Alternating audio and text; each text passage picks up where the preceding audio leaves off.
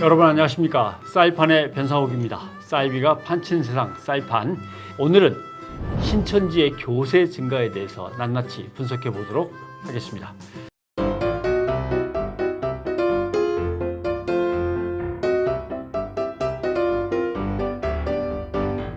오늘도 이 자리에는 그대로입니다. 조미든 기자와 정현석 기자와 송주열 기자. 네.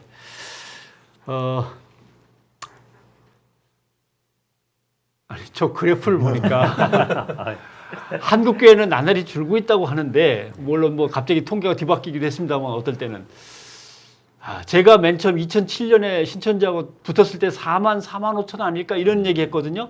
그러니까 맞네요. 2009년에 한 6만쯤에서 시작한 게 그러면서 쭉쭉쭉쭉쭉 늘어가고 있다라는 소식입니다. 자, 이야기를 시작하자면 사이비 2단의 특징 중에 하나가 구원의 클래스를 달리하는 거죠. 이제 JMS 정명석처럼 오빠 구원이 따로 있고 애인 구원이 따로 있고 이런 식으로 친구 구원이 따로 있고 이렇게 얘기하고, 그다음에 이제 신천지 같은 경우는 14만 4천 명 제사장급 구원, 요 성적순입니다. 요거. 그다음에 이제 14만 4천 명에서 아슬아슬하게 탈락한 울부짖는 흰 무리들, 흰 무리들이 있고, 아예 거기에도 들어오지 못한 이 떨거지들, 우리 같은 사람들이죠. 바벨론의 노예로 잡혀갈 저주받은 인간들, 우리 같은 사람들이 밑바닥에 쫙 깔려 있다라고 하는 건데, 14만 4천 명 넘은 지가 언젠데 교인들은 기다리고 있는데, 자, 여기서부터 얘기를 시작해 보겠습니다. 신천지가 왜 늘었을까? 각자 진단하는 바를 이제 하나씩 얘기를 해보십시오. 편하게 해보십시다.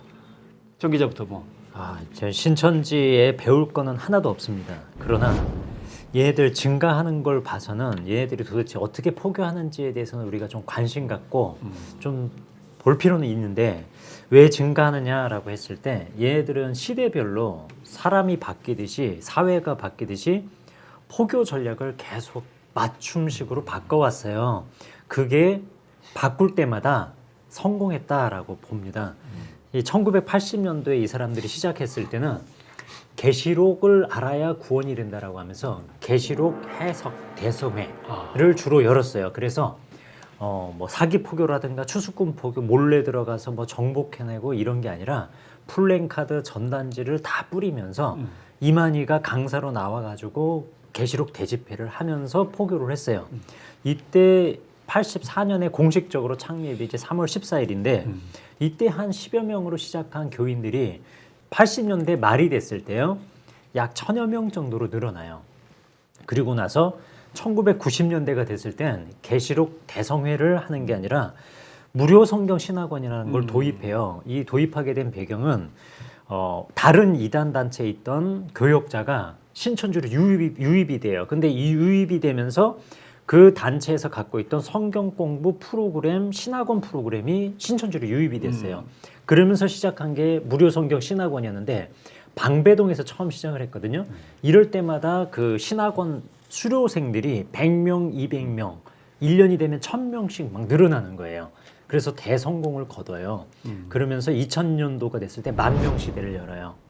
10,000명 시대를 열었을 땐 이제 무료 성경 신학원은 다 이단인 걸 알고 탄로가 나니까 신학원이라고 하고 센터라고 하는 간판도 없고 이름도 없는 그런 학원식 강의실에서 성경을 가르치는 걸로 숨어 들어가고, 이때부터 추수꾼 포교가 전국적으로 퍼지게 돼요. 원래 추수꾼 포교는 전남 광주에 있는 베드로 지파에서 시작이 된 포교법이거든요. 이 포교법이 성공을 하니까 거기에 있는 김땡땡이라고 하는 전도사를 신천지 요한지파 본부가 불러들여요. 그래서 도대체 어떻게 포교를 하길래 베드로 지파가 그렇게 급성장을 하냐. 그래서 이 사람을 중심으로 해서 베드로 지파가 했던 추수꾼 포교를 본부가 도입을 하고 이걸 전국 지파로 뿌려버리게 된 게 신천지 추수꾼 포교의 시작이에요. 이걸 약 2004년도로 보거든요. 이게 대성공을 거두면서 2000년도에 연말이 되면 2000년대 말이 되면 한 6만 명 정도가 되는 거고요. 지금 2018년이 됐는데 이건 2016년 통계거든요. 뒤에 있는 그래프가 2016년 연말 통계인데 그때 17만 2,775명이 돼요. 그러니까 시대별로 사람들도 바뀌고 사회가 바뀌어 갈 때마다 발맞춰서 신천지 포교법도 변화돼 왔고 그것이 시대마다 대히트를 쳤다. 그것이 가장 큰 성장의 요인이다라고 봅니다. 시대마다 대히트를 쳤다. 근데 늘어나는 원인도 그렇고 일단 뭐 14만 4천 명에 빨리 들어오라고 성적순이라고 이렇게 하면 사람들 마음은 좀 아무래도 뭐랄까 이렇게 심장이 쫄깃쫄깃해지죠. 14만 4천 1등이 되면 안 되는 거죠. 그러니까 1등이 이제 14만 4천 1등이 되면 안 되니까 맞아. 이제 사이비 단체에서의 가장 큰 좀 조건부잖아요. 어떤 조건을 걸어놓고 이거 이제 이상 넘어가면 안 된다라고 해서 신도들을 결속시키는 부분인데 저도 조금 이제 그 정민석 기자님 말씀하신 거에 첨언을 하면 지금 이제 전략 과정들을 쭉 말씀을 너무 잘 해주신 것 같고요. 이걸 짚어봐야 될 것 같아요. 그러니까 성경 공부를 하는데 신천지 통계에 따르면 한 해에 신천지 성경 공부 모임 접하는 사람이 최근 몇 년간 4만 명이거든요. 그러니까 지금 현 2000년 들어와서 신천지라는 단체가 이단 사입이라는 걸 누구나 다 인식을 하죠. 그러니까 우리 신천지입니다라고 하면 신천지에 절대 안 가겠지만 이 사람들이 사용한 그 위장 포교, 정말 우리가 생각지도 못한 다양한 거짓말과 위장을 사용해서 한 그 포교가 신천지로 많은 사람을 유입시키게 만들었고 그리고 신천지는 특성상 신천지의 그 모든 센터 과정을 수료를 해야 신도로 인정을 하잖아요. 규약상. 그렇죠. 근데 4만 명이 성경 공부에 접하게 되고 그중에 최근 한 2010년대 초중반까지는 그중 2만 명이 빠졌거든요. 그러니까 들어간 사람들의 50%가 그 신천지 신도가 됐다라는 거죠. 이만희를 구원자로 고백하게 되는 그 과정들도 우리가 조금 생각을 해야 된다라고 저는 이제 말씀드리고 싶은 거죠. 저는 이제 신천지가 이제 급속도로 이제 증가하는 데는 집토끼를 잘 지켰다고 봐요. 사실은 이제 신천지에 대한 실체가 어느 정도 좀 드러나고 있죠. 드러나고 있고 반사회성이나 이런 것들이 드러나고 있는데 저렇게 지속적으로 정방향으로 상승한다고 하는 것은 집토끼 단속을 잘한다. 말하자면 이탈자를 잘 막고 내부 동요를 막고 내부 결속을 잘 시킨다는 뜻인 것 같아요. 일종의 그 뭐랄까 신천지 실체를 밝히는 보도나 이런 부분에 대해서 그 반사회적인 부분이 드러나는 거에 대해서 오히려 이거를 알리는 것을 가지고 이제 강제 개종이라고 이제 자기들이 이제 피해자 코스프레를 하잖아요. 그리고 청와대 게시판에도 글을 올린다거나 청원 운동을 한다거나 일례로 그 세간 떠들썩하게 했던 구모 양 사망 사건 그것도 사실은 신천지 본질은 신천지로 인한 갈등이 부른 비극이잖아요. 비극이죠. 예. 근데 그걸 가지고 이제 강제 개종 과정에서 사망을 했다 하면서 이제 종교의 자유가 있다라고 자기들의 어떤 그 신앙을 인정해 달라라는 식으로 지금 그런 운동을 펼치고 있는 거고 또 하나는 신천지로 인해 신천지 이탈자들 이제 뭐 어쨌거나 상담 과정에서 이제 신천지의 실체를 알게 되면 나오려고 하잖아요. 나오려고 하는데 이제 그걸 가지고 이제 핍박을 하는 협박을 하는 거죠. 협박을 하고 인간적인 관계를 총동원해서 다시금 이제 그 거기에 질리거나 자포자기하거나 해가지고 다시 이제 신천지로 다시 돌아오게끔 시간은 좀 걸리더라도 다시 돌아오게끔 하는 굉장히 치밀한 계획하에 그러니까 그 신천지로 끌어들이기 위해서 갖은 모략을 하는 것처럼 또 내부 이탈을 막기 위해서 내부 동요를 막기 위해서 갖은 뭐 운동 대규모 집회를 하고 또 이제 또 개별적으로 맞춤형 또 이제 이탈을 방지하기 위한 맞춤형 전략들을 쓰기 때문에 당연하죠. 그 기존의 신도들은 그대로 있고 집토끼 단속은 되고 거기다가 이제 또 위장 포교로 세련된 포교 방식으로 이제 계속해서 유입을 시키니까 늘어날 수밖에 없는 거죠. 집토끼 잘 지킨다고 하셨는데 주로 그걸 저주를 하거든요. 이 진리의 말씀을 네가 떠나면 예, 너 저주 받는다. 죽는다. 영이 죽는다. 예, 뭐 이런 얘기하죠. 이러면은 그 신천지를 정말 진리로 생각했던 사람들은 그 순간이 이게 사나 죽느냐의 굉장히 심각한 상황이거든요. 그래서 못 나와요. 저주 의식 때문에 나 여기가 만일 진리면 어떡하지라는 두려움 때문에요. 그리고 밤새 여기 전도사들은 밤낮이 없거든요. 우리 현직 목회자들이 장례 났습니다라고 하면 뛰어가듯이 얘네들은 전도사들이 그 일을 뛰어다니면서 하는데 예를 들어서 밤새 누가 인터넷 보고 신천지가 잘못됐다는 검색에서 깨달았어요. 이거를 이제 선악과를 먹은 거고 독이 들어간 거라고 표현하거든요. 그러면 이게 처음에 그 독을 먹은 사람은 주변 사람에게 반드시 알려요. 신천지 누군가에게. 그러면은 이 신천지는 조직화가 돼 있기 때문에 바로 전도사한테 보고가 들어가고 전도사는 24시간 풀 가동을 하고 있기 때문에 바로 그 사람 집 앞으로 뛰어가서 대기하고 있는 거예요. 그래서 이미 관계성이 굉장히 끈끈하게 맺어진 사람인데 밤에 독 먹고 있다가 걔 보는 순간 해독이 돼버리는 거예요. 그렇지. 야, 너 여기 떠나서 어떻게 하느냐. 그러니까 이게 집도끼 지키는 것도 너무 철저한 거죠, 시스템으로. 예를 들면 교회 같으면 누가 요새 이단에 빠진 것 같기도 하고요. 그러면 그래 다음 주일날 교회 나오면 한번 만나봐야겠다. 그렇죠, 예. 이렇게 되면 안 되는 거네. 주일 지나면 그 다음 주에 전화 신방 한번 해봐라. 해봤냐? 뭐 이런 개념. 다음 주에 보고하는 그 거고. 세뇌라는 게 참 무서운 게 신천지 얘기는 아닌데 다른 어떤 한 그 집단에서 애가 이제 초등학생 아닌데 막 세뇌를 당한 거예요. 기성교회가 나쁘다, 정통교회가 나쁘다 이렇게 이탈을 했어요 부모랑 같이. 근데 토요일 날 그 교회에서 결혼식을 하는데 얘가 못 들어가는 거예요. 들어가면 죽는다고 생각을 하는 영이 죽는다. 예. 그런 잔상들이 남아 있기 때문에 이탈하는. 그 종교성을 예를 들면 예전에 이제 팔레스타인 쪽에 있는 종교들은 돼지고기 먹으면 천벌 받는다. 네. 뭐 이런 식으로 돼 있으니까 실제로 정말 무덤을 파고 무덤 속에 앉아서 왜냐하면 천벌 받으면 바로 죽을 거니까. 네. 돼지고기를 정말 먹는 게 그렇게 잘못일까라는 의심을 하면서도 그래도 죽을 걸 각오하고 무덤을 파고 들어가서 먹는다고요. 그러니까 예를 들면 CBS 자꾸 쳐다보고 그러면 너 저 CBS 침 맞아갖고 영이 죽어 그러면은 독 들어가서. 무섭지. 네, 그죠? 감히 그걸 뭐하러 보겠어 죽는다는데 안 봐도 살 수 있는데 이렇게 하면서 안 보겠죠. 모든 사이비 종교가 저는 세뇌로부터 온다라고 생각을 하거든요. 근데 그 세뇌가 어디서부터 시작하냐면 현재 내가 포교하려고 하는 그 대상자가 가장 갈급해하는 걸 집중적으로 채워주는 거예요. 그렇죠. 신천지가 그걸 사용하는 거죠. 그래서 신천지가 맞춤형 포교라는 걸 하잖아요. 그러니까 예를 들어서 말씀에 갈급한 사람은 말씀, 관계에 갈급한 사람은 관계. 그러니까 저 사람이 지금 필요로 하는 게 뭔가를 파악하고 그거를 집중적으로 채워주다 보니까 그걸 이제 해소한 사람이 들어갔을 때는 나오기가 힘든 거죠.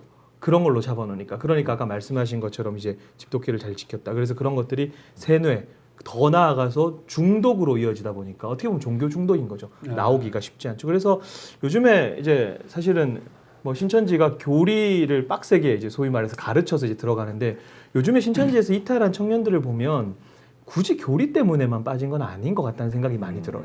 청년들이 나왔을 때 얘네들한테 소위 신천지의 독특한 그런 실상교리, 요한계시록의 역사를 신천지 역사에 대입해서 풀어나가는 그런 걸 줄줄줄 꿰는 청년을 잘 못 봤어요. 그러다 보니까 얘네들이 이제 저 안에서 심리적 어떤 안정감을 누리고 관계의 안정감을 누리고 그죠? 뭐 가정 환경이 안 좋다면 그 안에 들어 소속감을 느끼고 그런 측면에서 많이 빠지기 때문에 거기에 맞춘 어떤 대응 전략이 우리에게도 필요하지 않나라는 생각을 하게 되는 거죠. 저는 그런 점에서 그게 입체적이라고 생각을 하는 거예요. 네. 교회에 새 신자가 들어오면 담당 교육자가 하나 있을 수, 새 신자 담당 교육자가 가끔 있을 때가 있죠. 그나마 그것도 없을 때도 있지만 그리고 이제 어디에 사십니까라고 하면 이제 교역장이 생기거나 교구장이 생기거나 아니면 구역장이 생겨서 그 정도가 끝이에요. 그죠? 네, 그렇죠. 그리고 뭐 인사하고 친절하게 대해주고 네. 목사님 만나고 목사님과 뭐 잠시 차 한 잔 마시면서 새신자로서의 이제 뭐 목사님께 자기 소개도 하고 목사님으로부터 위로와 격려를 받은 다음부터는 없죠 뭐. 자기가 더 이상 뭐가 있어? 더 이상 뭐가 있어? 근데 여기는 벌써 그 한 사람을 꼬여내기 위해서 예를 들면은 여전도 회원이라고 흔히 할 수 있는 40대 아줌마, 뭐 30대 아줌마, 청년, 그다음에 거기에 가짜 전도사나 가짜 목사 역할을 할 사람 달라붙고 뭐 이런 식으로 몇 명이 달라붙어서 입체적으로 그 사람을 홀려내고 데리고 오면 벌써 데리고 온 사람이 책임져 잎사귀가 달라붙어서 잎사귀가 책임져 단계별로 올라가면서 선교센터 마치고 이제 그다음에는 이제 뭐 자기네 말로 부서장한테 인계가 된다거나 이게 입체적으로 관리가 잘 되니까 말한 대로 집도끼도 철저하게 지키는 거죠. 그 과정에서 예를 들어서 대학생이다 그러면은 그 대학 선배, 직계 선배들 붙여주고 뭐 친구들 붙여주고 심지어 그러다 보면은 지방에서 사는 친구들 이렇게 우리 그냥 같이 살래? 뭐 이렇게 해서 같이 하숙하고 그 관계를 이제 벗어나지를 못하는 대체 가정이라 그러거든요. 대체 과정. 예, 대체 가정인데 원래 가정에서 많은 사랑을 받고 자란 친구들은 이런 대체 가정으로 누군가가 다가올 때 거절을 하거나 그걸 필요를 못 느낄 수 있어요. 근데 수많은 현대인들이 가정에서 받은 어려움이라든가 상처 이런 것들이 있을 때 이단 단체가 대체 가정의 역할을 하면서 다가올 때는 아주 깊게 쉽게 빠지고요. 아까 그 우리의 필요를 채우는 방법으로 이 신천지가 많이 다가오는데 그걸 그 사람들은 육상담이라고 표현을 하거든요. 육상담은 뭐냐면 이 사람의 영적인 문제를 풀어주는 게 아니라 육체와 관련된 문제, 그러니까 이 사람이 정말 필요로 하는, 아까 말씀하신 뭐 관계가 필요한 건지, 정말 신앙적인 충족이 필요한 건지, 실력이 필요한 건지, 뭐 스펙을 쌓아야 되는 건지에 대한 정확한 분석을 해요. 그거를 MBTI로도 하고 스왓이라고 SWOT라고 기업에서 사람을 분석하는 그 분석을 하기도 하고 애니어그램을 사용하기도 하고 미술 치료 이런 모든 상담 기법을 다 동원해서 저 사람이 어떤 성향의 사람이고 뭐를 필요로 하는 사람인지를 다 끌어내는 거예요. 그리고 신천지에서 그걸 가장 잘 채워줄 수 있는 사람으로 연결을 해요. 그러다 보면 이 사람이 관계 형성이 너무 빨리 되고 쉽게 되고 그리고 이게 신천지가 비단 아니라 하더라도 내가 가장 궁금하고 갈급한 부분을 채워주는 사람이 여기 있으니까 이 사람은 여기를 다녀야 되는 거예요. 그래서 4만 명이 성경 공부를 하면 2만 명이 1년에 수료를 하거든요. 이거는 어마어마한 증가세죠. 이런 매력이 있는 거예요. 정 기자님께서 말씀해주신 대체 가정을 얘기해 주셨지만 사실 뭐 신천지에 우리 자식이 빠진 것 같아요라는 전화를 우리가 많이 받잖아요. 공통점이 하나 있어요. 얼마나 된 것 같아요라고 물어봤을 때 뭐 1개월이요, 2개월이요 이런 경우 거의 없습니다. 예, 거의 없고 2년이요, 3년이요. 늦었어. 이게 현 시대의 가정상을 보여주는 거죠. 그러니까 그런 측면에서 이제 가정적인 문제들도 우리가 좀 생각을 해봐야 될 것 같고요. 저는 개인적으로 조금 다른 시각에서 한 가지를 좀 더 말씀드리고 싶은 게 있는데 어쨌든 6개월 과정 동안 성경 공부를 한단 말입니다. 그러면 이 과정 안에서 우리는 신천지가 아니야. 심지어 지금 여기 성경 공부하는데 신천지 같은 이단도 조심해야 돼라고 시작을 하잖아요. 신천지가. 그럼에도 불구하고 이질적인 교리를 가르친다는 것이죠. 그러니까 이런 것들을 좀 분별해낼 수 있는 능력들이 사람들한테 필요해 보이고 제가 사이비에 빠져 있는 사람들에 대해서 쭉 봤을 때 정통신학이 확고하게 자리 잡혀 있지 않으면 물론 그걸 막 교리적으로 다 알아야 된다 이런 개념이 아니라 기본적인 구원론이나 이런 것들이 딱 자리 잡혀 있지 않으면 사이비 신학이 굉장히 매력적으로 보일 수 있겠다는 생각이 들어요. 그렇죠. 또 어떻게 보면 더 핵심을 짚어가면서 세련돼 보일 수도 있어요. 그리고 정통 교회에서 잘 사용하지 않은 이질적인 단어를 사용합니다. 예를 들면 뭐 본령 이런 것들 있잖아요. 분체 있어 보인다. 네, 거기다가 이제 성경을 자의적으로 해석해서 때려 맞추니까 아 여기에 뭔가 있나 보다라고 분별력이 조금 부족하면 어떤 이제 굉장히 탁월하게 보이는 거죠. 그런 좀 심리적인 요인들이 있지 않나라는 생각을 하게 되더라고요. 아무튼 이만희 씨의 나이 때문에 그런지는 모르겠는데 실상하면은 네, 불교에서는 흔히 쓰거든요. 근데 기독교는 안 쓰는 용어인데 한자말로. 그러니까 이만희는 그 세대야. 그러니까 한자말로 이렇게 탁 하면 실상. 오. 그러니까 신천지 권령. 신도들이 특별히 신천지 신도들이 교리적인 자부심이 굉장히 강하잖아요. 우리 교리 비교하자라고 얘기하잖아요. 그러니까 교리 비교를 하자는 그 내면에는 우리의 교리에 대한 자부심이 있다라는 거거든요. 틀렸지만 예. 자신감은 자신감이 넘치는 거죠. 예. 있다라는 거죠. 그런 측면도 좀 그거 다 생각을 외워서 되는 거잖아. 맨날 시험 보고. 걔네들 4,000구절 강사가 되려면 한 4,000구절을 암송을 하고요. 천구절. 예, 예. 저희 교회 저희 그 상록교회에 제가 상담 협력을 하고 있는데 상담을 받으러 온 여자 자매가 목사님 딸이었어요. 근데 얘가 요한계시록 1장부터 22장까지를 암송을 해요. 통으로.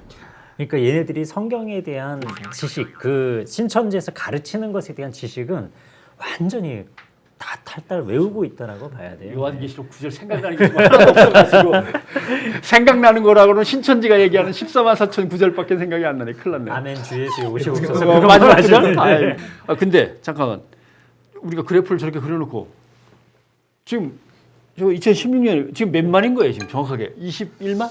뭐 그 넘었다는 얘기도 종종 들리죠. 근데 이제 총회 때 보통 그쵸. 보고가 매 되는데 청회 때 보고를 예. 하죠. 근데 요새 연말. 총회 자료가 17년부터인가 안 나오는 거 잘 안 보이던데. 유출이 돼서 외부 그런가 유출이 보죠? 됐죠. 작년은 예, 작년 예. 17년 2월에 유출이 됐어요. 유출이 됐죠. 예.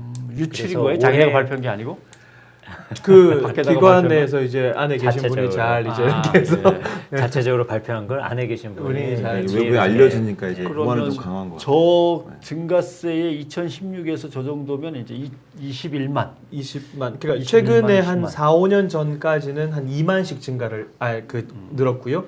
최근에 한 2, 3년 동안에는 한 12,000에서 15,000 정도 늘었으니까 지금은 한 이제 20만 대 왔다 갔다. 그리고 잠재적인 그 센터 보건방에 있는 이제 앞으로 신도가 될 6개월 과정을 하고 이제 신도가 될 사람까지 합치면 한 21만이만. 근데 뭐 이만희 교주가 이제 죽으면 조금 꺾이지 않겠어요? 성장세는? 뭐 장담할 수는 없지 않을까라는 생각이 많이 들어요. 예. 제 생각에는 이 단체는 교주가 있긴 하지만 교주를 중앙 집권적으로 따르면서도 개별적으로 게릴라식 포교에 굉장히 능숙한 사람들이에요. 맞아. 지파별로 그게 시스템화가 무서워요. 너무 잘 돼 예. 있어. 예. 그래서 조직적으로. 이만희 교주가 살아 있을 때는 그래도 신천지라는 이 바운더리 안에서 통제가 돼요. 근데 이만희 교주가 죽잖아요. 그러면은 이름도 족보도 없는 그 뿌리 없는 이단들이 신천지의 영향을 받은 수많은 이단들이 지역에 너무너무 무성해질 거다. 저는 그게 사실은 가장 그래서 우리가 경계해야 된다고 생각해요. 20만이라고 잡고 그 중에 젊은 친구들, 청년들, 대학생들은 얼마로 봐야 될까요? 10만? 이제는 까지는 적어도 3분의 1 이상은 되죠. 항상 40% 예, 가까이는 예. 된 것 같으니까. 그러니까 이렇게 따지면 집토끼를 잘 지키긴 하지만 새 나오는 집토끼도 꽤 있었잖아요. 네, 그렇죠. 예. 그러니까 농락당했다가 도망쳐 나오고 농락당에다 빠져나오고 한 사람들까지 다 치면 지금까지 신천지 침을 맞은 사람은 몇 명인 거예요? 엄청나게 많. 그러니까 이제 포교의 대상자를 바꾸는 거죠. 전주교도 가고 포교도 가고. 뭐 어떤 데는 불교 이제 절 앞에서도 포교한다는 얘기가 있으니까. 예. 우리 주변에 그냥 한 다리 건너면 신천지 피해자가 반드시 있어요. 저희 제 주변에도 저희 교회 집사님 중에도 있고 집사님 부모, 형제 누구든 다 있더라고요. 그러니까 요새는 대학생들 만나서 이렇게 얘기 나다 보면 예전에 듣던 말이 없어요. 신천지가 뭔데요라는 말은 없어. 다 알아요. CBS를 보고 알든지 자기 주변의 경험을 가지고 들어서 알든지 자기가 경험해 봤든지 셋 중에 하나인데 대개는 자기 친구 얘기라고는 하죠. 그래서 자기 얘기 같은 다 저희 심지어 어떤 친구가 어떤 지역으로 대학을 가려고 그랬어요. 근데 그 대학을 검색하더니 여기 신천지가 난리친 대학이래 그러면서 그 대학 가는 걸 굉장히 싫어했던 그런 경우도 있었어요. 근데 그 포비아라고 해야 되나? 신천지 포비아? 어느 정도 좀 포비아까지는 그런 얘기를 하면 너무 또 신천지를 띄워주는 것 그러게요. 같고 예. 모르겠어요. 약간 그런 거 좀 있어요. 약간 내가 어느 교회 강연을 가게 됐는데 부목사님이 전화해서 오라 그러더니 내가 간다 그러니까 전도사가 전화를 또 좀 이따가 했는데 장로님들이 내 이름을 검색해 보더니 연관 검색어에 신천지가 나온다고 혹시 신천지 출신이거나 신천지 사람 아니냐고 다시 한번 확인을 하겠다 그래갖고 신천지 9가지 검색을 해야 되는데 그 연관 검색 그 삭제할 수 있습니다. 삭제 요청. 그래요? 네, 할 수 있습니다. 저는 저희 바른 미디어 검색했을 때 이단 단체들이 막 연관 검색되는 바람에 그러니까 여러 가지 그 상반된 감정이 막 섰더라고요. 그렇게까지 열심히 신천지에 대해서 경계를 하고 있다는 데에서 긍정적인 마음이 들고 네. 얼마나 신천지에 대해서 그동안 공부를 안 했으면 변상혹했는데도 신천지인이었으니까 거기에 따라붙을 야 이거 참 한국교회의 그 스펙트럼이 이단 사이비와 관련해서 잘하는 데는 정말 잘하고 네. 못하는 데는 정말 못하고 이게 거리가 너무 멀어. 네. 근데 이제 또 궁금했던 거는 이런 게 있었어요. 신천지임을 맨 처음에 밝히지 않고 계속 끌어들이잖아요. 그러다가 이제 와서 얘기인데 우리가 신천지야라고 하면 속았어 하고서 뛰어나와야 되는데 그 부분이 안 된단 말이에요. 몇 개월 동안 성경 공부를 이제 빡세게 시켜놓잖아요. 그리고 난 뒤에 이제 얘기하는 거죠. 지금까지 성경 공부를 했는데 우리 얘기하는 것 중에 틀린 거 있는 거 같냐? 라고 했을 때 그런 거 아닌 것 같은데요. 라고 얘기하면서 우리가 이제 선입관 때문에 신천지에 대한 안 좋은 인식들 때문에 이제 처음에 어쩔 수 없이 그렇게 할 수밖에 없었다. 이제 와서 보니 너무 좋지 않느냐라고 이제 얘기해서 해소를 하게 되는 그렇게 거죠. 빠져나가는군요. 네. 그 남부지검에 이제 신천지가 고소해서 이제 검사한테 조사받으러 이제 들락날락 하는데 검사도 이제 몇 번 들으니까 알겠어 대충. 그러니까 당신들은 신천지라고 밝히고 데려가든지 신천지라고 밝히고 들어가서 포교를 해갖고 나오든지 뭐 얘기를 하면 되지 왜 그럼 숨기는 건데? 라고 하니까 나를 돌아보면서 이 사람이 신천지는 나쁘다고 하도 해갖고 사람들이 신천지자만 나오면은 피하니까 어쩔 수 없이 그랬다는 거예요. 그 선배님 책임이었네. 말이 되는 것 같기도 하고 안 되는 것 같기도 하고. 선배님이 잘못했네요. 그렇죠. 그러니까 지금 그 얘기예요, 그죠? 예. 남들이 하도 뭐라 그래서 선입견 때문에 네. 당신한테는 미리 신천지라고 못한 거였는데 사실 들어보니까 알겠죠. 그리고 나중에 이제 사기 포교가 밝혀져도 화를 내기보다 이게 정상적 사고를 하는 사람은 왜 나 속였어 이게 나오거든요. 근데 이 사람들은 6개월 동안 세뇌가 돼가지고 이제 이 신천지가 약속의 성전이고 약속의 목자고 내가 구원받을 유일한 길로 인정이 된 거예요. 그러면 사기 포교를 했을지언정 자기를 이곳으로 데려온 사람은 은인이에요. 그래서 실제로 사기 포교를 하면서 포진했던 사람들이 다 요소요소에 있거든요. 그 사람들 보면 인사하러 다녀요. 고맙다고. 이렇게까지 나를 이끌어줘서 그렇죠. 예. 고맙다. 이 세뇌가 된 상태에서는 그래요. 만약에 정상적 사고면은 이 사기꾼들아 이럴 텐데 네. 그게 안 되는 거죠. 그 꼬임에 넘어가기 전 단계가 이제 사실은 뭐 센터나 뭐 네. 보건방이잖아요. 그래서 네. 그런데 위장 교육 시설 앞에서 그래서 1인 시위를 하는 게 굉장히 중요하다고 하더라고요.